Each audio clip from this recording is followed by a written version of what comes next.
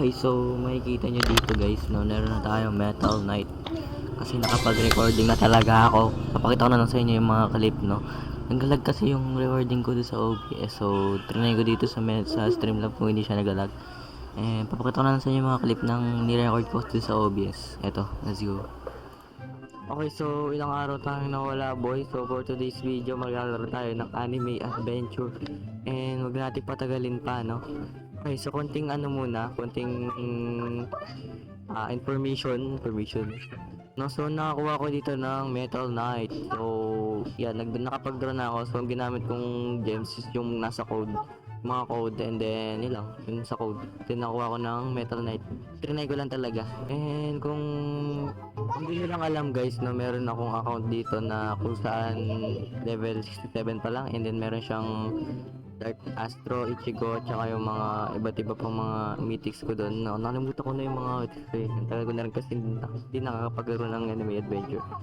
So, for today's video, maglalaro tayo ngayon nito. So parang ano na rin to, noob to pro video, pero parang normal na series lang siya kasi nga hindi tayo mag-noob to pro. Kasi noob pa rin tayo, hindi tayo nagiging pro. Hanggang noob pa lang tayo, no? So, ganito talaga i-pass mo natin itong mga series ng walang mic. So, panoorin nyo lang yung gameplay kasi maingay dito guys. So, hindi tayo makapag So, ayan, panoorin nyo lang itong gameplay natin. Let's go.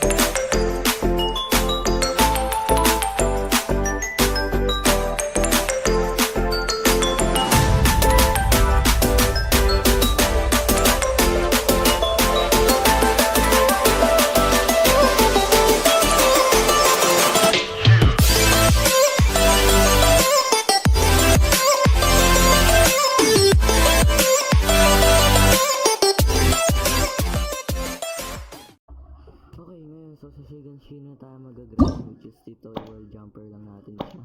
And, Shigan Shin na ito. Sa Titan.